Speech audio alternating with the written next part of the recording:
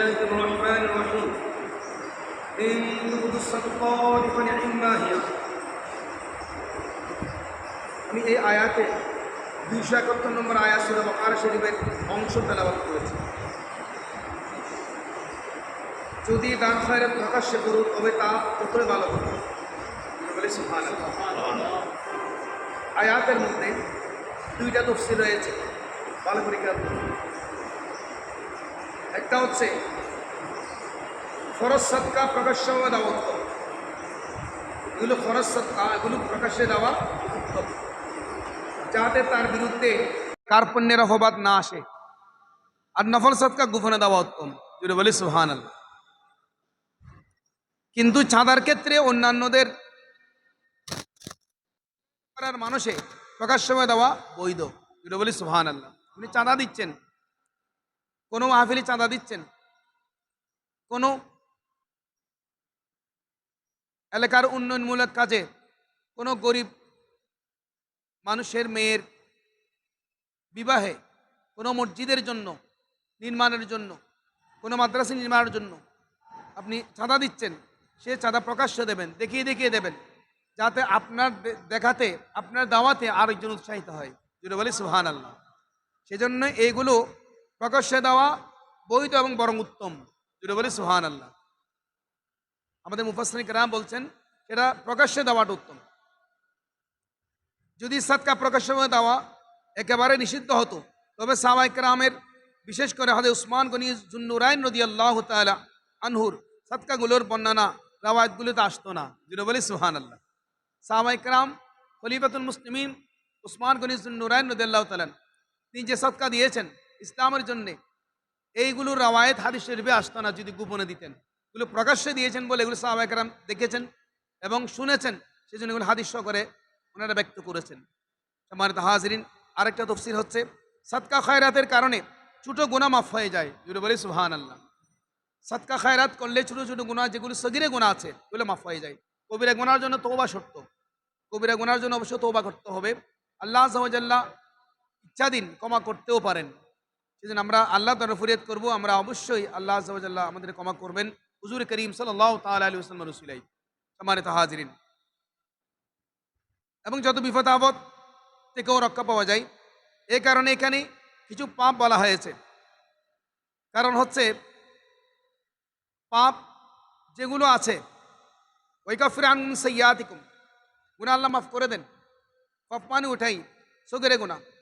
আরেকটা আয়াত হচ্ছে 272 নম্বর আয়াতে, লাইসা আলাইকা হুদাহুম ওয়ালাকিন্নাল্লাহ ইয়াহদি মান ইয়াশা, তাদেরকে পথ প্রদান করা হে হাবিব সাল্লাল্লাহু আলাইহি সাল্লাম আপনার দায়িত্ব অপরিহার্য নয়। আয়াতের মধ্যে অসংখ্য তাফসীর রয়েছে। সম্মানিত হাজিরিন, খেয়াল করুন, আপনি তাদের হিদায়াতের জিম্মাদার নন, আপনি তাদের হেদায়েতের জিম্মাদার নন। তার মানে হুজুর করিম সাল্লাল্লাহু তাআলা আলাইহি ওয়াসাল্লাম যখন মক্কার কাফের মুশরিকদেরকে হিদায়াতের দাওয়াত দিলেন, দ্বীনের দাওয়াত দিলেন, আবু জেহেল, আবু লাহাব, উতবা ওনার ঈমান গ্রহণ, হুজুর করিম সাল্লাল্লাহু তাআলা আলাইহি ওয়াসাল্লাম ব্যতীত হলেন। আপন ঘরের মানুষ, আপন বংশীয় মানুষ, আপন প্রতিবেশী আমার কথা শুনছে না। আল্লাহ আযজা ওয়া জাল্লা বলেছেন সায়াযাক্কারু মা ইয়াখশা, হাবিব আপনি ব্যতীত হবেন না, যাদের কলবে আমি আল্লাহর ভয় আছে ওরা আপনার কথা শুনবে, ওরা আপনার উপর ঈমান আনবে। সেক্ষেত্রে আপনার কাজ হচ্ছে দ্বীনি দাওয়াত কার্যক্রম চালিয়ে যাওয়া। এটা জিম্মাদার আপনার নন, আপনাকে ওদেরকে মুসলমান বানিয়ে ছাড়তে হবে, এটা কোনো কথা নয়। আপনি দ্বীনে দাওয়াত দিয়ে যান, আমি আল্লাহর পক্ষ থেকে সেটা যদি হেদায়েত হয়, হেদায়েত আসবে। মাই ইয়াহদিল্লাহু ফাহুয়াল মুহতাদি, অপর আয়াতের মধ্যে এসেছে মাই ইয়াহদিল্লাহু ফাহুয়াল মুহতাদি। আল্লাহ আযজা ওয়া জাল্লা যাকে হেদায়েত করবেন ওই বান্দা হেদায়েত পাবেন, যাকে হেদায়েত করবেন না উনি হেদায়েত পাবেন না। হেদায়েত আল্লাহর পক্ষ থেকে। সম্মানিত হাজিরিন, আর না আপনাকে এই জন্য জবাবদিহি করতে হবে যে এইসব লোক কেন ইমান আনেনি, আপনাকে এটার কোনো জবাবদিহি করতে হবে না। এ থেকে বোঝা গেল যে আমরা সবাই হুজুরের মুখাপেক্ষী, আর হুজুর আমাদের থেকে বেফরোয়া, যদি বলি সুবহানাল্লাহ। আমাদের হুজুর আমাদের মুখাপেক্ষী নন, আমরা হুজুরের মুখাপেক্ষী। আর আমরা ঈমান আনলে হুজুরের শান বাড়বে না, পক্ষান্তরে কেউ কাফির থেকে গেলেও হুজুরের শান হ্রাস পাবে না, যদি বলি সুবহানাল্লাহ। আমরা ঈমান আনলে, আমার কাফের থাকলে আমার হুজুরের সম্মান বাড়বে কমবে না, এটা কোনো বিষয় নয়। যেমন সূর্য, সূর্য সেটাকে কেউ ভালো কেউ আলো মেনে নিক কিংবা নাই নিক, তা তো আলোক উজ্জ্বলই, যদি বলি সুবহানাল্লাহ। সূর্যের আলো কেউ যদি আমি মানি না, না মানলে কোনো অসুবিধা নাই। কেউ যদি আমি মানি, মানলে কোনো অসুবিধা নাই। আমার সূর্যের কোনো ক্ষতি বা লাভ ক্ষতি হবে না। আমার হাজিরিন, একটা তফসির এসেছে, হিদায়েত আল্লাহর ইচ্ছাক্রমে পাওয়া যায়, শুধু তার ভালোবাসার কারণে পাওয়া যায় না। হিদায়েত আল্লাহর ইচ্ছাধীন এটা। কেননা প্রত্যেক বান্দার প্রতি আল্লাহর প্রতিপালনের ভালোবাসা রয়েছে, নতুবা তাদের জন্য রিজিক অবতীর্ণ করতেন না, তাদের মধ্যে নবী পাঠাতেন না। কিন্তু এই ভালোবাসার সবাই ইমান ও হিদায়েত পায় না। বোঝা গেল যে মোহাব্বত এক জিনিস আর ইচ্ছা অন্য কিছু। জুড়ে বলি সুবহানাল্লাহ। মোহাম্মদের আলাদা বিষয়, ইচ্ছা আর একটা আলাদা বিষয়। ইচ্ছা এবং মোহাম্মদ এক হতে পারে না। আরেকটা তফসির থেকে এখানে কয়েকটা মাসালা এসেছে। এক নম্বর মাসালা হচ্ছে, সবসময় আল্লাহর পথে হালাল ও উত্তম বস্তু দেবে। আল্লাহ রাব্বুল আলামিনের জন্য ইসলামের পথে সবসময় হালাল বস্তু আপনি সৎকার করবেন, হারাম দেওয়া যাবে না। যেমন মিন খায়রিন থেকে বোঝা গেল। দুই, ফকিরকে কোঠা দেবে না, কারণ খায়রাত তো নিজের জন্য দিয়েছ। তুই বলি সুবহানাল্লাহ। ফকিরকে দান করেছেন, আপনার আবার যদি কোটা দেন তা হবে না, কোটা দেওয়া যাবে না। আরেকটা তফসির, বুজুর্গদের নামের উপর যে খয়রাত করা হয়, বুজুর্গদের নামে যে খয়রাত দান হয়, আমি অমুকের নামে খয়রাত করছি, দান করছি। অনেকে এটাকে শিরিক মনে করে, এটা কি মনে করে? শিরিক মনে করে। সম্মানিত হাজিরিন, খয়রাত তো আল্লাহর সন্তুষ্টির জন্য করা হয়। বলি সুবহানাল্লাহ। খয়রাত দেওয়া হয় আল্লাহ রাব্বুল আলামিনের সন্তুষ্টির জন্য। ওই ব্যক্তির নামে করা হচ্ছে, কিন্তু সন্তুষ্টি আল্লাহর পক্ষ থেকে। সওয়াব পান ওই যে ব্যক্তির নামে দেওয়া হয়েছে, খায়রাত করা হয়েছে, সওয়াব পাবেন উনি। যেমন হযরত সাদ রাদিয়াল্লাহু তাআলা, সাদ রাদিয়াল্লাহু তাআলা ওনার আম্মাজান ইন্তেকাল করেছেন। হুজুর করিম সাল্লাল্লাহু তাআলা আলাইহি ওয়াসাল্লামের কাছে গিয়ে আরজ করলেন, ইয়া রাসূলুল্লাহ, আমি আমার মায়ের জন্য কি করতে পারি? বলে, তুমি তোমার মায়ের জন্য সৎকার ব্যবস্থা করো। উনি কি করলেন? উনি একটা কূপ খনন করলেন। কূপ খনন করে সে কূপ থেকে মদিনা শরীফের মুসলমানরা, গরিব বাবাবিরা পানি পান করবে। জুড়ে বলি সুবহানাল্লাহ। তখন উনি বললেন, হাদা লি উম্মে সাদিন, এবং এটা হচ্ছে উম্মে সাদের জন্য। জুড়ে বলি সুবহানাল্লাহ। সাদ রাদিয়াল্লাহু মায়ের জন্য এই কূপ খনন করা হয়েছে। সম্মানিত হাজিরিন, এটা ওনার মায়ের জন্য দেওয়া হয়েছে, ওনার মায়ের নামে দেওয়া হয়েছে, কিন্তু সওয়াব পাচ্ছে ওনার মা, এবং এটা আল্লাহর পক্ষ থেকে, আল্লাহর সন্তুষ্টি পাওয়ার জন্য। জুড়ে বলি সুবহানাল্লাহ। পানি পান করছে এলাকার মানুষ, পানি পান করছে এলাকার মানুষ, এবং সওয়াব পাচ্ছে ওনার মায়ের রুহে ইসালে সওয়াব যাচ্ছে। জুড়ে বলি সুবহানাল্লাহ।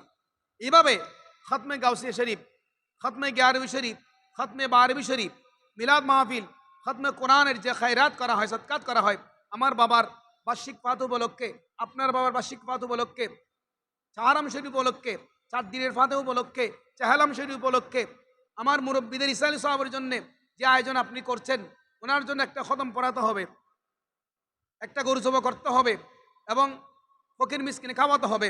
এটা কিন্তু সন্তুষ্টি আল্লাহ রাব্বুল আলামিনের, কিন্তু সওয়াব পাবে মুরব্বিনে কেরাম। জুড়ে বলি সুবহানাল্লাহ। কিন্তু বাতিলরা নাকি এটা দলিল পায় না, খুঁজে পায় না। জুড়ে বলি নাউজুবিল্লাহ। তা বাতিলরা সূরা বাকারা শরীফের 272 নম্বর আয়াত দেখলে এটা পাওয়া যায়, এটা তাফসীরে পাওয়া যায়। সম্মানিত হাজিরিন, আরজ করতে চাই, এই বিষয়গুলো আমাদেরকে গুরুত্ব দিয়ে অনুধাবন করতে হবে। আরেকটা তাফসীর হচ্ছে, তোমাদের নেক আমলগুলোর প্রতিদান কোনরূপ হ্রাস করা হবে না। নেক আমল আমরা যেগুলো করব, এগুলো কোনো হ্রাস বৃদ্ধি হবে না, পুণ্য সওয়াব অবশ্যই পাওয়া যাবে, পুণ্য সওয়াব দেওয়া হবে। সুতরাং এই আয়াতে বেশি দান করাকে অস্বীকার করা হয়নি। আল্লাহ তাআলা তো আপন বান্দাদেরকে বহু বেশি দান করে দেবেন। জুড়ে বলি সুবহানাল্লাহ।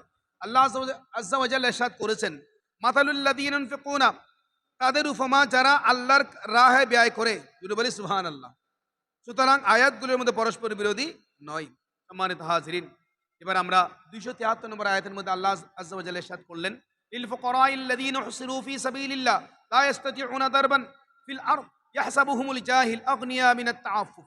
ওই দরিদ্র লোকদের জন্য যারা আল্লাহর পথে অবরুদ্ধ হয়ে পড়েছে, ভূপৃষ্ঠে চলতে পারে না, অজ্ঞ লোকেরা তাদেরকে ধনী বুঝে থাকে, জানজা করা থেকে বিরত থাকার কারণে তুমি তাদেরকে তাদের বাদচাকরি দেখে চিনে নেবে। জুড়ে বলি সুবহানাল্লাহ।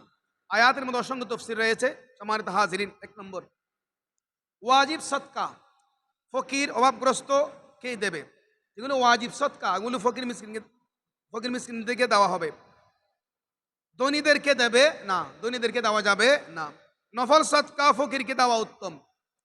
সদকায়ে জারিয়া সবাই, সদকা জারিয়ায় সবাই সমান, জুড়ে বলি সুবহানাল্লাহ। যেমন কুফের পানি, কবরস্থান, কুফ তৈরি করে দিলেন, সবাই পান পান করতে পারবে, ধনী গরিব সবাই খেতে পারবে, কোনো অসুবিধা নাই। কবরস্থান আপনি তৈরি করে দিয়েছেন, সে কবরস্থানে ধনী গরিব সবাইকে দাফন করা যাবে। আপনি জায়গা নিয়েছেন, একটা এলাকার মধ্যে কবরস্থান নেই, আল্লাহ আপনাকে তৌফিক দিয়েছেন, আপনি একটা কবরস্থান, একটা জায়গা কিনে দিলেন, একটা জায়গা কিনে একটা কবরস্থান করে দিলেন ওয়াল দিয়ে, এটা জনগণের সবার জন্য মুক্ত করে দিলাম, জুড়ে বলি সুবহানাল্লাহ। এখানে ধনী গরিব সবাইকে দেওয়া যাবে, এবং এটা সদকা আপনি কিয়ামত পর্যন্ত পাবেন, এটা হচ্ছে সদকায়ে জারিয়া, জুড়ে বলি সুবহানাল্লাহ। আরেকটা যে মসজিদ, মসজিদ আপনি আল্লাহ আপনাকে তৌফিক দান করেছেন, মসজিদ তৈরি করেছেন, সদকায়ে জারিয়া, ওখানে সবাই নামাজ পড়তে পারবে, ধনী গরিব অভাবী সবাই নামাজ পড়তে পারবে, এটা সদকায়ে জারিয়া সওয়াব হবে। সম্মানিত হাজিরিন, এই আয়াত থেকে বোঝা গেল যে ভিখারির মোকাবেলায় ওই অভাবী লোককে দেওয়া দান করা উত্তম, যে চাইতে লজ্জাবোধ করে, জুড়ে বলি সুবহানাল্লাহ। আমাদের সমাজ কিন্তু লোক আছে, ওরা কিন্তু ফকির না, মিসকিন না, কিন্তু অভাবী, কাউকে বলতে পারে না, ওনারা খুব কষ্ট করে ম্যাচিং করে চলে, ওনারা তিন বেলাকে দুই বেলাতে নিয়ে আসে, অনেক সময় সারাদিন এক বেলা খায়, কিন্তু ওনারা কাউকে বলতে পারে না।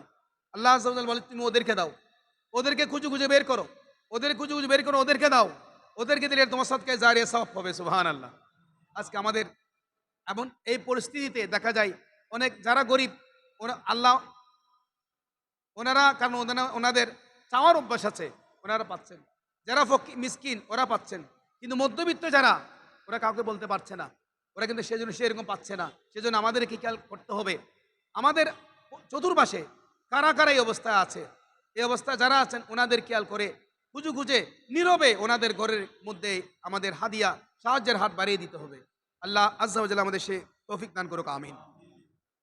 আরেকটা তাফসীর হচ্ছে, গরিব ছাত্র, অভাবগ্রস্ত আলিম গণকেও এর অন্তর্ভুক্ত করা হয়েছে। যে সমস্ত ছাত্র তালেবে ইলম গরিব, টাকা পয়সা নেই, কিতাব কিনতে পারছে না, ভালো একটা জামা কিনতে পারছে না, পরনের লুঙ্গি নেই, পাজামা নেই, মাথায় টুপি নেই, এবং দিনে নাস্তা করার টাকা পয়সা নেই, এবং কিতাব কিনে টাকা পয়সা নেই, ওদেরকে দাও উত্তম, জুড়ে বলি সুবহানাল্লাহ। এরকম আলেমে দ্বীন যারা আছে ওনাদেরকে দাও উত্তম। আল্লাহর পথে যারা আল্লাহর পথে আটকা পড়ে আছেন, উপার্জন করতে পারছেন না, ওনাদেরকে দেওয়া উত্তম। সম্মানিত হাজির, আরেকটি তাফসীর হচ্ছে, এবং যারা চলতে পারছে না, মানে যদি তারা জীবিকার সন্ধান করতে গিয়ে সফররত থাকে, তবে দ্বীনি খিদমতগুলো বন্ধ হয়ে যাবে। এ থেকে বোঝা গেল যে এমন ছাত্র আলিমগণ যারা নিজেদেরকে দ্বীনি খিদমতের জন্য ওয়াকফ করে দিয়েছেন, তাদের মুসলমানদের দায়িত্বে ন্যস্ত, যেমন ছিলেন আসহাবে সুফফা, জুড়ে বলি সুবহানাল্লাহ। আসহাবে সুফফা মদিনা শরীফে 70 জন সাহাবায়ে কেরাম গরিব সাহাবী, যারা আসহাবে সুফফার মধ্যে মদিনা শরীফের রাউদাতুম মিন রিয়ালিল জান্নাহর পাশে যেই একটা জায়গা আছে, সেখানে সাহাবায়ে কেরাম বসে থাকতেন সারাদিন, সেখানে দ্বীনে ইলম তালিম দেওয়া হতো। হুজুর করিম সাল্লাল্লাহু তাআলা আলাইহি সাল্লাম ওনাদেরকে দ্বীন শিক্ষা দিতেন, এবং ওখানে যারা আসতেন ওনাদেরকে এই গরিব সাহাবীরা ইলম শিক্ষা দিতেন, জুড়ে বলি সুবহানাল্লাহ। সেখান থেকে তালেবে ইলম যারা আছে, আলেম দ্বীন যারা আছে, অভাবী, ওনাদেরকে সাহায্য দেওয়া এটা উত্তম, জুড়ে বলি সুবহানাল্লাহ। কারণ যদি এসব লোক জীবিকা অর্জনের কাজে লেগে যায়, তবে দ্বীনি কাজ বন্ধ হয়ে যাবে। এ কারণে ইমামত ও ইলমে দ্বীন শিক্ষা দেওয়ার জন্য পারিশ্রমিক গ্রহণ করা জায়েজ। হযরত উসমান গনিজুন নুরাইন রাদিয়াল্লাহু তাআলা ব্যতীত খুলফায়ে রাশিদিনের প্রত্যেকে খিলাফত পরিচালনার জন্য সম্মান ইবাদা গ্রহণ করেছেন, জুড়ে বলি সুবহানাল্লাহ। সিদ্দিক আকবর রাদিয়াল্লাহু তাআলা, উমর ইবনে খাত্তাব রাদিয়াল্লাহু তাআলা, মাওলানা শের খুদা রাদিয়াল্লাহু তাআলা, এবং উসমান গনিজুন নুরাইন চারজনের মধ্য থেকে 3 জন সম্মানে নিয়েছেন। খলিফাতুল মুসলিম উসমান গনিজুন নুরাইন রাদিয়াল্লাহু তাআলা কোনো সম্মানই নেননি, জুড়ে বলি সুবহানাল্লাহ। উনি খেলাফতের দায়িত্ব পালন করেছেন, রাষ্ট্রপ্রধান ছিলেন, উনি কোনো সম্মানী ভাতা উনি নেননি, জুড়ে বলি সুবহানাল্লাহ। অথচ খিলাফতের দায়িত্ব পরিচালনা ও দ্বীনি খিদমতের শামিল, জুড়ে বলি সুবহানাল্লাহ। আরেকটা তাফসীর, তাদের মলিন চেহারা, সেরা পোশাক, হলদে বর্ণ, তাদের অভাব ও অনাহারের হদিস দেয়, এসব বস্তু তাদের এখতিয়ারে নেই, অনিচ্ছা সত্ত্বেও প্রকাশ পেয়ে যায়, জুড়ে বলি সুবহানাল্লাহ। আরেকটা তাফসীর হচ্ছে, এই অনুবাদ অত্যন্ত উন্নত মানের। এ থেকে বোঝা গেল যে এখানে ভিক্ষা করার কথাই অস্বীকার করা হয়েছে। সুতরাং কাকুতি মিনতির তো প্রশ্নই আসে না, যেমন পূর্বতে আয়াত থেকে প্রকাশ পায়। সম্মানিত হাজিরিন, আজকে বাইতুল মুকাদ্দাস, যে বাইতুল মুকাদ্দাস জয় হয়েছে খলিফাতুল মুসলিমিন উমর ইবনে খাত্তাব রাদিয়াল্লাহু তাআলা আনহুর শাসন আমলে, যেটা খ্রিস্টানদের হাতে ছিল, খ্রিস্টানদের হাতে ছিল। খালিদ বিন ওয়ালিদ রাদিয়াল্লাহু তাআলা সহ অসংখ্য সাহাবায়ে কেরাম সেখানে গিয়েছেন জয় করার জন্য।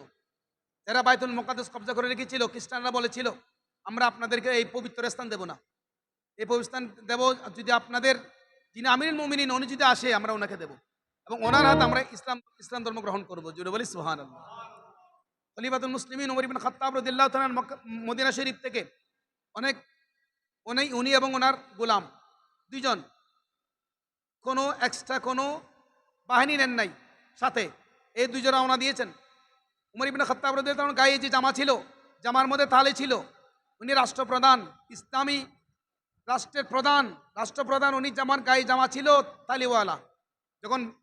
উনি যখন ফিলিস্তিনের বর্ডারে পৌঁছলেন, ওনাকে বললেন হুজুর, ওনাকে ওখানে দুইজন খাদেম চলে আসলেন, বললেন হুজুর আমরা দুইটা ভালো কাপড় নিয়ে এসেছি আপনার জন্য। এই ফিলিস্তিনের ইহুদিরা, খ্রিস্টানরা, ওরা বিলাসী, ওরা নতুন নতুন কাপড় পরে সবসময় আনন্দ উল্লাস করে। আপনাকে সিরা কাপড় দেখলে ওরা আপনাকে হেয় করবে। আমরা আপনার জন্য দুই জোড়া কাপড় নিয়ে এসেছি, আপনি এই কাপড়গুলো গ্রহণ করুন। উনি জবাব দিলেন না, আমি এই কাপড়ে যাব। জুড়ে বলি সুবহানাল্লাহ। কাপড় গ্রহণ করেননি।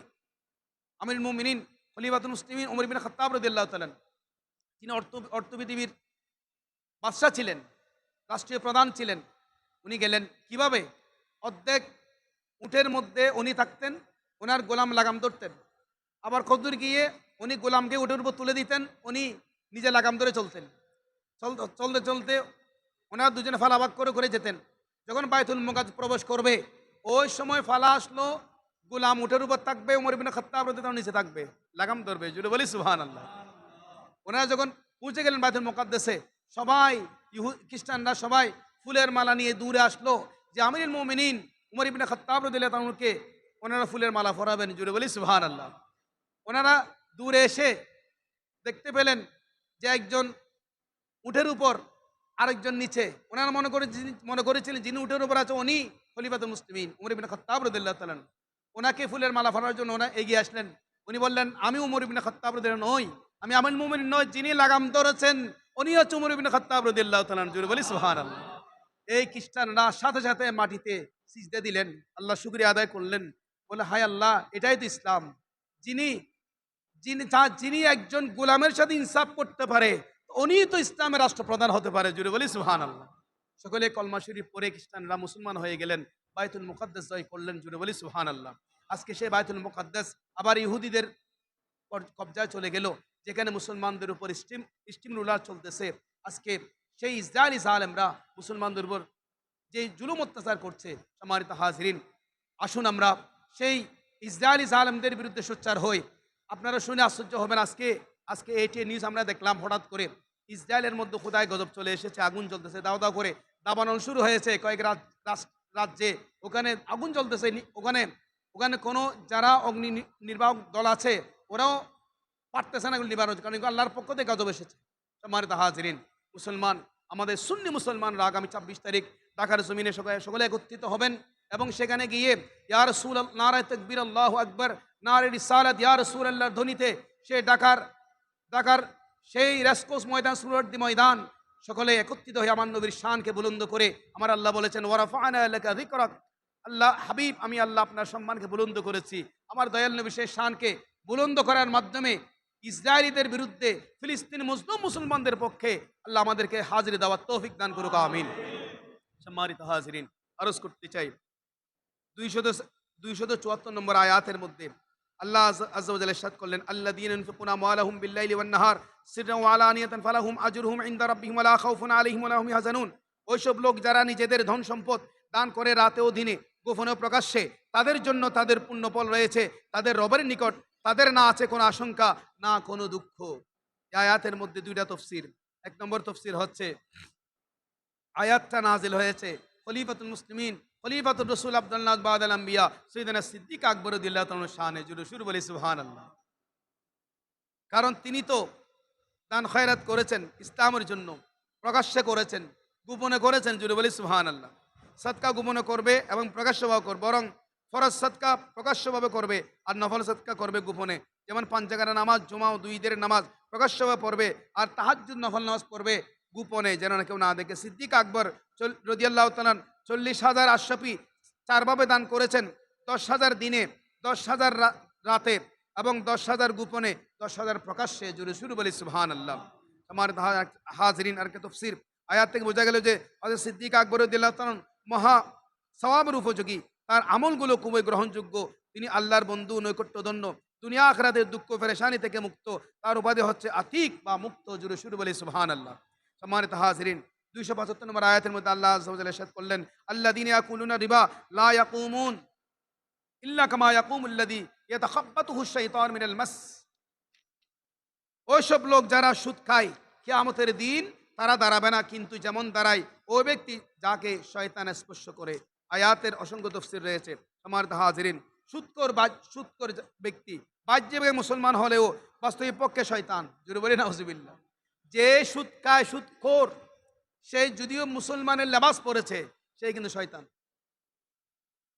কারণ তার অন্তরে গরিবের প্রতি দয়া আসে না, সে তাকে ধ্বংস করে দিয়ে নিজেকে গড়ে তুলে। সুতরাং সে কিয়ামত আকৃতিতে থাকবে, আকৃতিতে থাকবে। সুদখোর কিয়ামত এমনই অনুভূতিবিহীন অবস্থায় থাকবে এবং এমনিভাবে উঠতে পড়তে দণ্ডায়মান হবে, সে দুনিয়ায় এই ব্যক্তির মতো হবে যার উপর ভূত সওয়ার হয়েছে। কেননা সুদখোর দুনিয়ায় মানুষের জন্য ভূত সেজেছিল। জুড়ে বলি নাউজুবিল্লাহ। এ থেকে বোঝা গেল যে জিনের প্রভাব বাস্তব, তা মানুষকে পাগল করে ছাড়ে।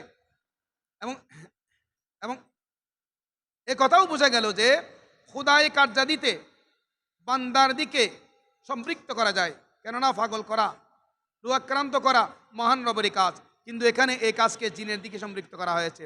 সম্মানিত হাজিরিন, যে এখানে জিনের যে উপদ্রব, জিনের কার্যক্রমের মধ্যে এগুলো আছে। আরেকটা তফসির হচ্ছে, এসব লোক সুদকে এইভাবে হালাল ও পবিত্র মনে করত যে তারা ব্যবসাকে সুদের সাথে উপমা দিত, ব্যবসাকে উপমেয় মুসাব্বা আর সুদকে উপমিত মুসাব্বাবি বানাতো। কর্জের উপর যে মুনাফা নেওয়া হয় তা সুদ। অনুরূপভাবে কোনো বস্তু বিক্রি করে সমজাতীয় বস্তুর অতিরিক্ত কিছু নেওয়া হলে তাও সুদ। যেমন 1 সের গম 1.25 সের গমের পরিবর্তে বিক্রি করা। জুড়ে বলি নাউজুবিল্লাহ। সুদ অনেক প্রকারের হতে পারে, যেগুলোর বিবরণ গুরুত্বপূর্ণ ফিকার কিতাবে রয়েছে। সমাজের আরেকটা তফসির হচ্ছে, যে ব্যক্তি হারাম হওয়ার পরও সুদ নিতে থাকে, সে পূর্বে নিত সুদের জন্য অপরাধী হবে। হালাল থাকাকালীন সময়ের সুদ তারই জন্য ক্ষমাযোগ্য হবে, যে এখন সুদ হারাম হওয়ার পর সুদ থেকে বিরত থাকে। জুড়ে শুরু বলি সুবহানাল্লাহ। আরেকটা তফসির হচ্ছে, যখন চান যা চান এবং যার উপর চান হারাম করেন, এর বিরুদ্ধে আপত্তি নেই। অবশ্য তার বিধানাবলী, হিকমত বা রহস্যবলী সম্পর্কে গবেষণা করা নিষিদ্ধ নয়, বরং সওয়াব। আরেকটা তফসির হচ্ছে, সর্বশেষ তফসির, যদি সুদকে কেউ যদি হালাল মনে করে জেনে গ্রহণ করে, তবে সে কাফের হয়ে যাবে। যদি বলি নাউজুবিল্লাহ, সে দুযোগে স্থায়ী হবে। আর যদি হারাম জেনে গ্রহণ করে তবে ফাসিক হয়, সে দীর্ঘদিন দুযোগে থাকবে। জুড়ে শুরু বলি নাউজুবিল্লাহ। সম্মানিত হাজিরিন, আসুন আমরা সুদ থেকে বেঁচে থাকি। আহাল্লাল্লাহুল বাইআ ওয়া হাররামার রিবা। আল্লাহ আযজা ওয়া জাল্লা ফরায়াতে বলেন, আল্লাহ আযজা ওয়া জাল্লা সুদকে আমাদের জন্য বেচা বিক্রিকে হালাল করেছেন, সুদকে হারাম করেছেন। সেজন্যে আমাদেরকে সবসময় হালাল খেতে হবে। আপনি যদি হারাম খান, হাদিস শরীফে এসেছে, ইদা ওয়াকাত লুকমাতুম মিনাল হারাম ফি বাতনি ইবনে আদম লাআনাহু কুল্লু মালাকিন ফিল আরদি ওয়াস সামা। যে বনি আদম যদি এক গ্রাস খাবার খেয়েছে, এই খাবার ফেটে যাওয়ার সাথে সাথে আসমান জমিনের সকল ফেরেশতারা ওই বান্দাকে লানত দেয়, অভিসম্পাত করে। জুড়ে শুরু বলে নাউজুবিল্লাহ। মা দামাত তিলকাল লুকমা ফি বাতনিহি ওয়া ইম্মাত আলা তিলকাল হালা ফামাওয়াহু জাহান্নাম। এই হারাম এক গ্রাস খাবার যদি পেটে থাকা অবস্থায় তার ইন্তেকাল হয়, ওই বান্দা সোজা জাহান্নামে যাবে। জুড়ে বলে নাউজুবিল্লাহ। সম্মানিত হাজিরিন, হারাম যারা খায় তাদের ইবাদত কবুল হয় না। হারাম যারা খায় তাদের রিজিক কমে যায়, তাদের হায়াত কমে যায়, তারা দুনিয়া আখিরাতে তারা মলউন হয়ে যায়, সম্পদ হয়ে যায়।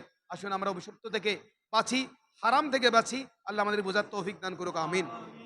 সম্মানিত হাজিরিন, এবার আসুন আমি আপনাদেরকে হাদিস শরীফ পেশ করছি ভালো করে কিতাবুল ইলম ইলম থেকে, খেয়াল করুন।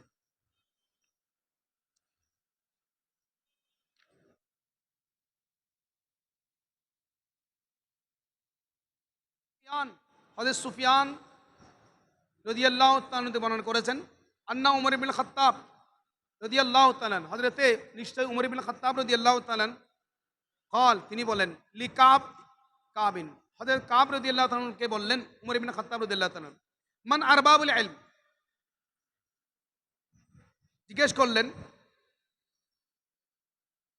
ইলমের অধিকারী কারা। মান আরবাবুল ইলম, ইলমের অধিকারী কারা।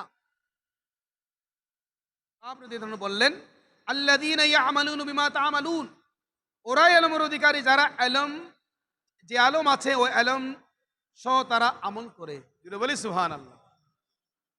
আলম থাকলে হবে না, এলম আমল করতে হবে। আল ইলমু বিলা আমালিন কাশজার বিলা সামারিন, এলমহীন আমলহীন জ্ঞান ফলহীন বৃক্ষের মতো। জুড়ে শুরু বলি নাউজুবিল্লাহ।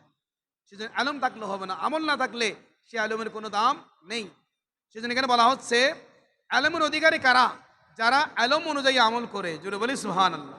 আর যারা আলম অনুযায়ী আমল করে না, তারা আলমের অধিকারী নয়। কলা, এবার উমর ইবনে খাত্তাব রাদিয়াল্লাহু বললেন, ফামা আখরাজাল ইলমা মিন কুলুবিল উলামা, উলামাদের কলব থেকে আলম কেউ বের হয়ে যায়। উলামাদের কলব থেকে আলম কিভাবে বের হয়ে যায়। কলা, কাব রাদিয়াল্লাহু বললেন, আত্তামু, যে যে আলেমের মধ্যে লোভ লালসা থাকবে ওই আলেমের থেকে আলম বের হয়ে যাবে। যদি বলে নাউজুবিল্লাহ। সম্মানিত হাজিরিন, সেজন্য এলম অত্যন্ত বড় নিয়ামত। আমার দয়াল নবীর পক্ষ থেকে একটা হিস্সা। হুজুর করিম সাল্লাল্লাহু তাআলা আলাইহি ওয়াসাল্লাম ইরশাদ করেছেন, আল উলামা ওয়ারাসাতুল আম্বিয়া, উলামায়ে কেরাম নবীর ওয়ারিস। কিসের ওয়ারিস? এলমের ওয়ারিস। এলমের একটা হিস্সা পেয়েছেন, সেই এলমের হিস্সা ওনাদের কাছে থাকবে যাদের কাছে আমল থাকবে। আল্লাহ আযজা ওয়া জাল্লা আমাদেরকে সেরকম এলম অর্জন করে আমল করার তৌফিক দান করুন এবং আমলদার আলমের শরণাপন্ন হয়ে আমাদের জীবনকে সুন্দর করে গঠন করার তৌফিক দান করুক, আমিন। আমাদের মাশায়েখ হযরত, ওনাদের কাছে ওনারা যুগশ্রেষ্ঠ আলেমে দ্বীন, সাথে সাথে ওনাদের মধ্যে ইলমও আছে, আমলও আছে। আমাদের আসাদে কেরাম, ওনাদের কাছে ইলমও আছে, আল্লাহ ওনাদেরকে আমলও দিয়েছেন। আল্লাহ আমাদেরকে ওনাদের শরণাপন্ন থেকে জীবনকে সুন্দর করে গঠন করার তৌফিক দান করুক, আমিন।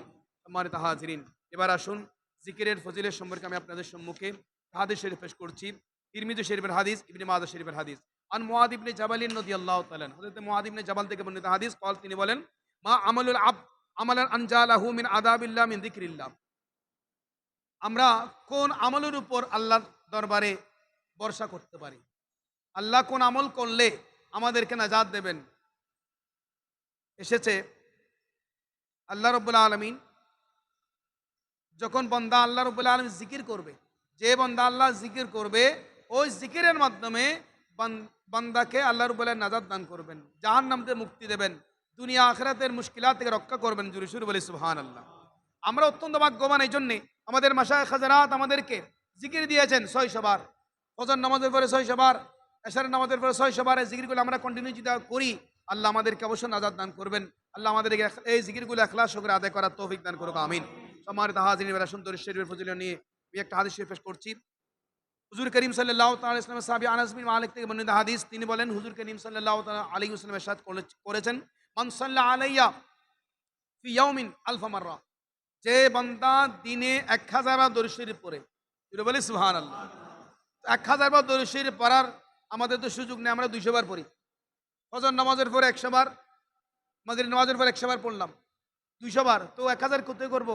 কেন? আমাদের যে নিয়ামত আছে, আমাদের মাশায়েখ খালেদ আমাদেরকে নিয়ামত দান করেছেন মজমুয়ে সালাওয়াতুর রাসূল সাল্লাল্লাহু আলাইহি ওয়াসাল্লাম। এটা বাংলা অনুবাদ হয়েছে, এটা বর্তমানে অনলাইনে আমাদের চ্যানেল আকিদা প্রায় 30 পারা মজমুয়ে সালাওয়াতুর রাসূল তেলাওয়াত রেকর্ড করেছেন। জুড়ে বলি সুবহানাল্লাহ। আমি গুণগার তেলাওয়াত শেষ করেছি এবং এটা 27 পারা পর্যন্ত ওনারা পাবলিশ করেছে ইতিমধ্যে। ইনশাআল্লাহ এইগুলো আপনি যদি পড়তে না পারেন, আপনি তেলাওয়াত শুনলেও আপনার দিনে 1000 বার হয়ে যাবে। ফলে কি হবে? আমার দয়াল নবী ইরশাদ করলেন, লাম ইয়ামুত হাত্তা ইয়ারা মাকআদাহু মিনাল জান্নাহ, যে বান্দা দিনে 1000 বার দরুদ শরীফ পড়বেন, ওই বান্দা ইন্তেকালের আগে, দুনিয়া থেকে যাওয়ার আগে ওনার স্থান জান্নাত দেখে তারপর ইন্তেকাল হবে। জোরে বলি সুবহানাল্লাহ। আল্লাহ জাল্লা শান আমাদেরকে সেই দরুদ শরীফ বেশি বেশি পড়ার তৌফিক দান করুক, আমিন। সবাই বলি আল্লাহুম্মা সাল্লি আলা সাইয়্যিদিনা মুহাম্মাদিন ওয়া আলা আলি সাইয়্যিদিনা মুহাম্মাদিন ওয়া বারিক ওয়া সাল্লিম। সম্মানিত হাজিরিন, পর্যায়ে আমরা প্র্যাকটিক্যাল নামাজ, আমাদেরকে এই প্র্যাকটিক্যাল নামাজে আমাদেরকে একজন জামিয়ার তালেবে ইলম আমাদের সহযোগিতা করছে, মোহাম্মদ মাহমুদ রেজা হাসান। ভালো করে খেয়াল করুন, সবাই মনোযোগ দিন। আমাদের কিবলা হচ্ছে পিছনে, কিবলা আপনাদের সামনে, আপনাদের শেখানোর জন্য কিবলা করা হয়েছে। সম্মানিত হাজিরিন, নামাজের মধ্যে 13টা ফরজ রয়েছে এবং 14টা ওয়াজিব রয়েছে এবং 13টা সুন্নত রয়েছে, প্রায় 16টার মতো মুস্তাহাব রয়েছে। এই 2 রাকাত নামাজের মধ্যে আমরা ইনশাআল্লাহ সবগুলো নিয়ে আসবো। ভালো করে খেয়াল করুন। সর্বপ্রথম উত্তম রূপ উযু করেছেন, ওনার শরীর পাক, নামাজের জায়গা পাক, সবগুলো পাক আছে, কিবলামুখী হয়েছেন। নামাজের সর্বপ্রথম দাঁড়িয়ে বলতে হবে প্রথম ইস্তিগফার। সবাই একসাথে বলি আস্তাগফিরুল্লাহ রাব্বি মিন কুল্লি যামবিন ওয়া আতুবু ইলাইহি লা হাওলা ওয়ালা কুওয়াতা ইল্লা বিল্লাহিল আলিয়্যিল আযীম। এবার মুসাল্লামকে দোয়া পড়ব, ইন্নী ওয়াজ্জাহাতু ওয়াজহিয়া লিল্লাযী ফাতারাস সামাওয়াতি ওয়াল আরদা হানিফাও ওয়া মা আনা মিনাল মুশরিকিন। এবার আমরা আমাদের মন এদিক সেদিক চলে যায় নামাজে দাঁড়ালে। নামাজের মধ্যে সারা দিনের ব্যবসায়িক হিসাব চলে আসে, বন্ধুদের সাথে কোথায় কী করলাম সব চলে আসে। তখন আপনি একটি দোয়া পড়বেন, সূরা হাদীদ 27 নম্বর পারা 3 আয়াত। সবাই বলি হুয়াল আব্বালু ওয়াল আখিরু ওয়াজ যাহিরু ওয়াল বাতিনু ওয়া হুয়া বিকুল্লি শাইইন আলিম। এই দোয়াটা পড়বেন, আর মন এদিক সেদিক যাবে না। এবার আমরা নামাজের নিয়ত করব। নিয়ত করার সময় আমার চোখ থাকবে সিজদার জায়গায়। কোন জায়গায়? সিজ জায়গায়। আমার মুখ থাকবে কিবলা বরাবর, চোখ থাকবে সিজদার জায়গায়। আমার শরীর সোজা থাকবে, 2 পায়ের মধ্যখানে 4 আঙ্গুল ফাঁক থাকবে। সবাই বলি নাওয়াইতু আন উসাল্লিয়া লিল্লাহি তাআলা রাকাতাই সালাতিল ফজর। 2 রাকাতে ফজর হলে ফজর বলবো, আর যদি জোহর হলে জোহর বলবো, রাকাতে সালাতিল জোহর বলবো। আর মাগরিব বলে 2 রাকাত রাকাতাই সালাতিল মাগরিব। এশা বলে রাকাতে সালাতিল ইশা। 2 রাকাত হলে রাকাতাই হবে, এটা আমাদের মাইন্ডে রাখবো। 3 রাকাত হলে সালাসা রাকাতই হবে, 4 রাকাত হলে আরবা রাকাতই হবে, 2 রাকাত যদি রাকাতাই হবে। সকল 2 রাকাত নামাজ রাকাতাই হবে। রাকাতাই সালাতিল ফজর সুন্নাত রাসূলুল্লাহ তাআলা মুতাওয়াজ্জিহান ইলা জিহাতিল কাবাতি শরীফাত। আল্লাহু আকবার। হাত হাত কানের লতির সাথে লাগাতে হবে, এটা সুন্নত। এটা কি? সুন্নত। এই হাত সোজা করা, কিবলা দিয়ে করা, এটা হচ্ছে ফরজ। এটা হচ্ছে কি? ফরজ। হাত কানের লতির সাথে লাগানোটা সুন্নত। এবং আল্লাহু আকবার তাকবীরে তাহরিমা বলা, এটা হচ্ছে ওয়াজিব। তাহলে করে খেয়াল করুন, আল্লাহু আকবার এটা মুখে বলতে হবে। ইমাম বললেও মুক্তাদিকে আল্লাহু আকবার বলতে হবে, যা নিজে শুনতে হবে, ইমামের উপরে ছেড়ে দিলে হবে না। ইমামটা ইমাম বলবেন, আপনি মুক্তা, আপনাকেও তাকবীর বলতে হবে, আপনি নীরব থাকলে হবে না। এটা ওয়াজিব, এটা বলাটা কিন্তু ওয়াজিব, খেয়াল করবেন। আল্লাহু আকবার বলে এবার হাত বাঁধবেন নাভির নিচে, তাতা সুররা। নাভির নিচে কিভাবে? ডান হাতের কনিষ্ঠ আঙ্গুল বৃদ্ধাঙ্গুল বাম হাতের কবজির উপর এমন করে নিয়ে নাভির নিচে বাঁধবেন, তাতা সুররা। হাত বেঁধেছেন, চোখ সিজদার জায়গায়। এবার পড়বেন সানা পড়া সুন্নত। সুবহানাকা আল্লাহুম্মা ওয়া বিহামদিকা ওয়া তাবারাকা ইসমুকা ওয়া তাআলা জাদ্দুকা ওয়া লা ইলাহা গায়রুকা। এবার পড়বেন তাউস তাসমিয়া, আউযু বিল্লাহি মিনাশ শাইতানির রাজীম, বিসমিল্লাহির রহমানির রহিম, গুলো পড়া সুন্নত। এবার সূরা ফাতিহা পড়া ওয়াজিব। আলহামদুলিল্লাহি রাব্বিল আলামিন আর রহমানির রহিম মালিকি ইয়াউমিদ্দিন ইয়্যাকা না'বুদু ওয়া ইয়্যাকা নাস্তাঈন ইহদিনাস সিরাতাল মুস্তাকিম সিরাতাল লাযীনা আন'আমতা আলাইহিম গায়রিল মাগদুবি আলাইহিম ওয়ালাদ-দাল্লিন।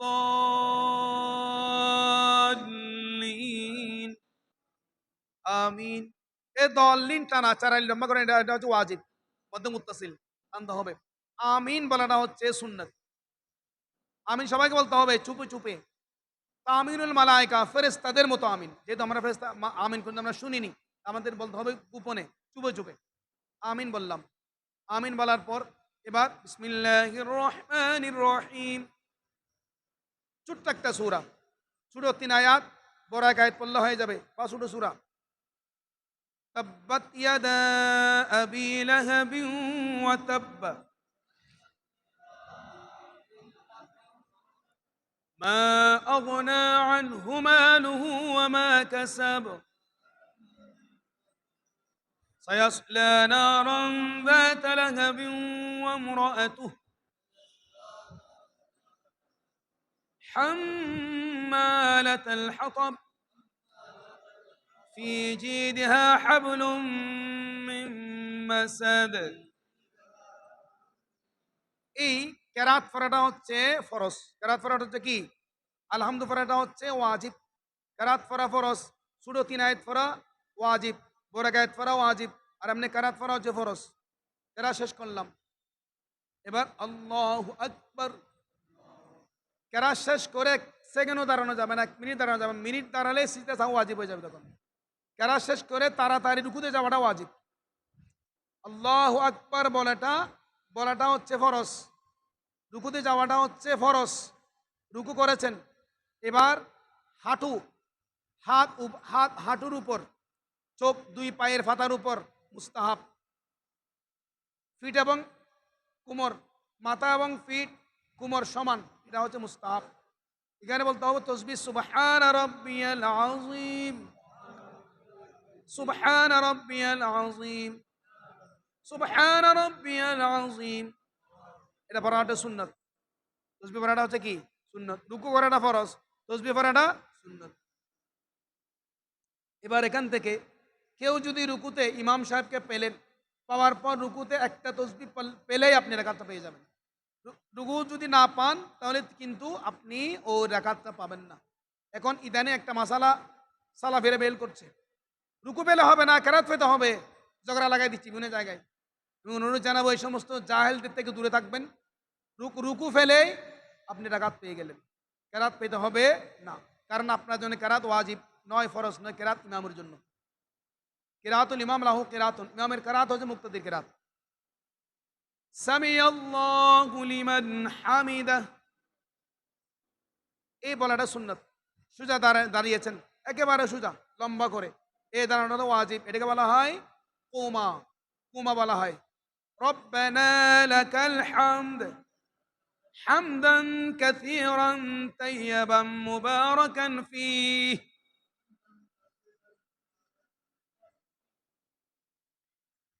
এটা পড়াটা হচ্ছে সুন্নাত। এবার আল্লাহু আকবার, একটা বিষয় কিন্তু ভালো করে খেয়াল করুন। এই যে আল্লাহু আকবার লম্বা করে কেন বললাম? এ বারের সাথে রর সাথে মিলে সিজদা বুঝতে হবে। আল্লাহু আকবার বলে সিজদা বুঝতে হবে লম্বা করে।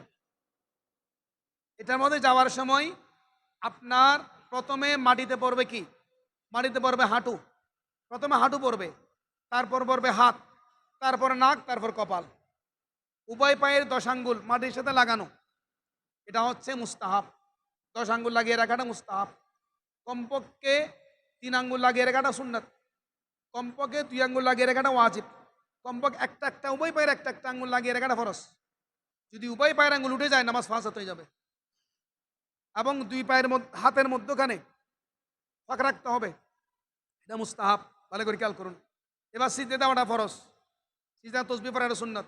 সুবহানা রাব্বিয়াল আ'লা, সুবহানা রাব্বিয়াল আ'লা, সুবহানা রাব্বিয়াল আ'লা, আল্লাহু আকবার।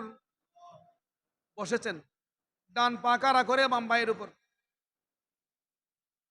হাত থাকবে হাঁটুর উপর, চোখ থাকবে কোথায়? কুলের দিকে। এই বসাটাকে বলা হয় কুদা, এটাকে বলা হয় কুদা, এটা ওয়াজিব।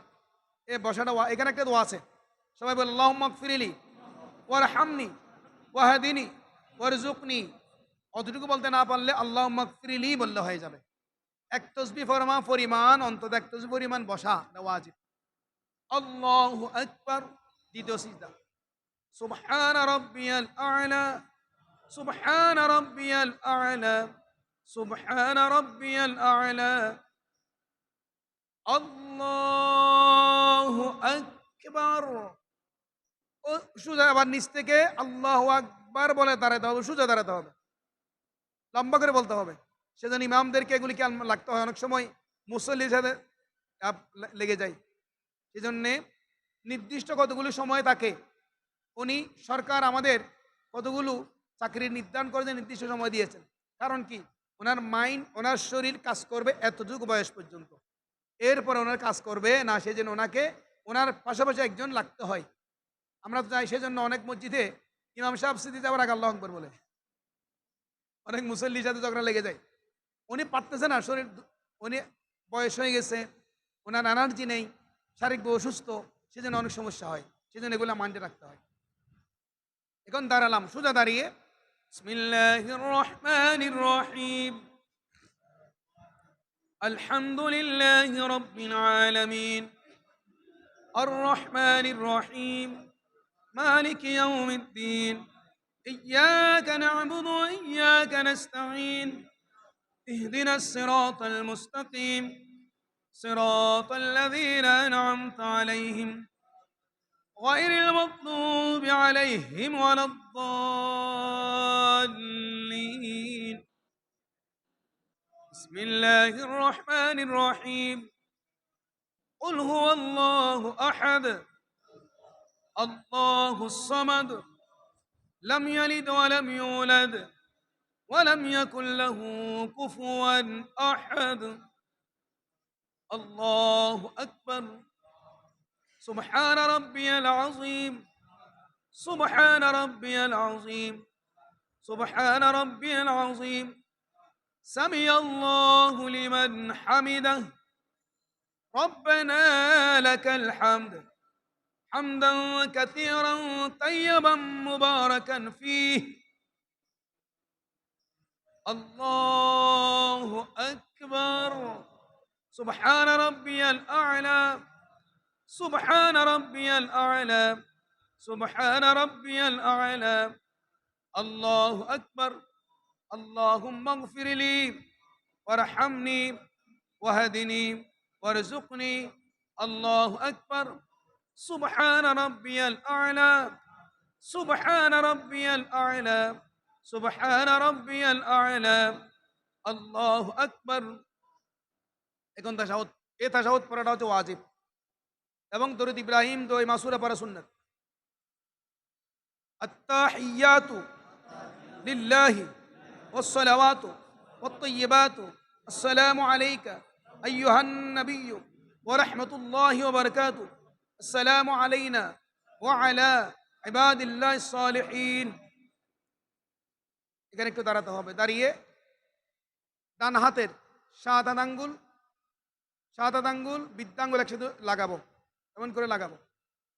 এই তিন আঙ্গুল হাতের তালুর মধ্যে ঢুকিয়ে ফেলবো, ঢুকিয়ে আশহাদু আল্লা ইলাহা ইল্লাল্লাহ, আমি সাক্ষ্য দিচ্ছি আল্লাহ ছাড়া কোনো মাবুদ নেই, তিনি আল্লাহ এক। আশহাদু আল্লা ইলাহা ইল্লাল্লাহ, ইল্লাল্লাহ বলে সব আঙ্গুল ছেড়ে দিতে হবে। এই আঙ্গুল তোলাটা হচ্ছে মুস্তাহাব, একবার এটা মুস্তাহাব। এখন দেখবেন আপনারা আশেপাশে, এটা মানে কি, আমরা সাক্ষ্য দিচ্ছি জবান এবং ইঙ্গিতে আল্লাহ এক, তিনি ছাড়া কোনো মাবুদ নাই। ওরা কি বলে, আল্লাহ এক মানে না, নাউজুবিল্লাহ মিন যালিক। আশহাদু আল্লা ইলাহা ইল্লাল্লাহ ওয়া আশহাদু আন্না মুহাম্মাদান আবদুহু ওয়া রাসূলুহু। আল্লাহুম্মা সাল্লি আলা সাইয়্যিদিনা মুহাম্মাদিন ওয়া আলা আলি সাইয়্যিদিনা মুহাম্মাদিন কামা সাল্লাইতা আলা ইব্রাহিমা ওয়া আলা আলি ইব্রাহিম ইন্নাকা হামিদুম মাজিদ। আল্লাহুম্মা বারিক আলা মুহাম্মাদিন ওয়া আলা আলি মুহাম্মাদিন কামা বারাকতা আলা ইব্রাহিমা ওয়া আলা আলি ইব্রাহিম ইন্নাকা হামিদুম মাজিদ। আল্লাহুম্মা ইন্নী যালামতু নাফসি যুলমান কাসীরা ওয়া লা ইয়াগফিরু যুনুবা ইল্লা আনতা ফাগফির লি মাগফিরাতাম মিন ইনদিকা ওয়ারহামনি إنك أنت الغفور الرحيم আসসালামু আলাইকুম ওয়া রাহমাতুল্লাহ। ডানে মাথা নিয়ে যাবেন, প্রথমে মাথাটা ডান পাশে আগে নিয়ে যাবেন কাঁধ বরাবর। আসসালামু আলাইকুম ওয়া রাহমাতুল্লাহ, ডান পাশে বলবেন। তো বাম পাশে মাথা নিয়ে যাবেন, আসসালামু আলাইকুম ওয়া রাহমাতুল্লাহ। মাথা নেওয়ার পর সালাম দেবেন, আগে সালাম দেওয়া শুরু করবেন না। জি, কাদের উপর। আবার এই সালাম ডানে পিরাতে মসজিদের সামনে ডানের জানালা বাম পাশের জানালা দেখার জন্য বলা হয় নাই। এই অবস্থায় দেখা যাবে না। অনেক মাসালা আছে। আল্লাহ আমাদের এবার শেষ করে তিনবার দরুদ শরীফ পড়ে মোনাজাত করবেন। আল্লাহুম্মা সাল্লি আলা সাইয়্যিদিনা মুহাম্মাদিন ওয়া আলা আলি সাইয়্যিদিনা মুহাম্মাদ ওয়া বারিক ওয়া সাল্লিম। আল্লাহুম্মা সাল্লি আলা সাইয়্যিদিনা মুহাম্মাদিন ওয়া আলা আলি সাইয়্যিদিনা মুহাম্মাদ ওয়া বারিক ওয়া সাল্লিম। আল্লাহুম্মা সাল্লি আলা সাইয়্যিদিনা মুহাম্মাদিন ওয়া আলা আলি সাইয়্যিদিনা মুহাম্মাদ ওয়া বারিক ওয়া সাল্লিম। এবার মোনাজাত করবেন। সম্মানিত হাজিরিন, আমরা মোনাজাত করব। এবার কোনো প্রশ্ন আছে কিনা, বিষয় কোনো আপনাদের কারো কোনো প্রশ্ন আছে কিনা থাকলে প্রশ্ন করতে পারেন। জি, প্রশ্ন আমার একজন ভাই প্রশ্ন করতেছেন। জি,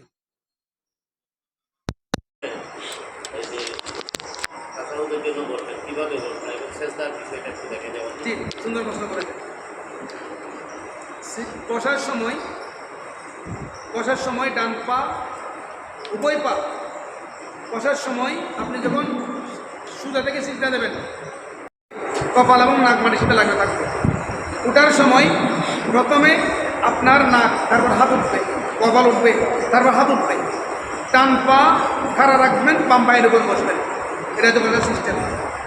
উঠতে গেলে সোজা উঠে যাবে, একেবারে সোজা। উঠার সময় কিন্তু মাটির উপর ভর করে উঠবেন না, হাঁটুর উপর ভর করে উঠবেটা হচ্ছে হাঁটুর উপর ভর করে উঠবেন, মাটির উপর নয়। হ্যাঁ, কারো কেউ অসুস্থ থাকলে তখন উনি ওনার সুবিধা মতো উঠতে পারেন, কোনো অসুবিধা নাই। অসুস্থ ব্যক্তিদের কোনো সমস্যা নেই। যার কোনো প্রশ্ন আছে কিনা, আর কারো কোনো প্রশ্ন আছে কিনা? কোনো প্রশ্ন নেই। اللهم امين الحمد لله رب العالمين ولا عقبة للمتقين والصلاة والسلام على النبي الكريم وعلى آله وصحبه أجمعين। ইয়া আল্লাহ আমাদের সকলকে ফরিয়াদ কবুল করুন। ইয়া আল্লাহ আমাদের সকলকে দাওয়াত খায়র মজলিসের মাধ্যমে ওদের ঈমান আকিদা আমলকে পরিশুদ্ধ করার তৌফিক দান করুন। ইয়া আল্লাহ আগামী 26 তারিখের প্রোগ্রাম শানদার কামিল নসিব করুন। সকল ভাইদের হাজিরি কবুল করুন। ইয়া আল্লাহ আফসান আরার জন্য দোয়া চেয়েছেন, ওনার স্বাধীন মুবারক হবে। স্বাধীন অনুষ্ঠানকে শানদার কামিল নসিব করুন। অনুষ্ঠানের মধ্যে সফলতা দান করুন। যাতে কোনো ধরনের ঘাটতি কেনা সেই ব্যবস্থা গায়েব থেকে দান করুন। আমাদের সকলের ফরিয়াদ মোনাজাত কবুল করুন। সাল্লাল্লাহু তাআলা আলা খলিফাতি মুহাম্মদ ওয়া আলা আলিহি ওয়া সাহবিহি আজমাইন ওয়া রাহমনা বিরহমাতিকা। আসসালামু আলাইকুম ওয়া রাহমাতুল্লাহি ওয়া বারাকাতুহু।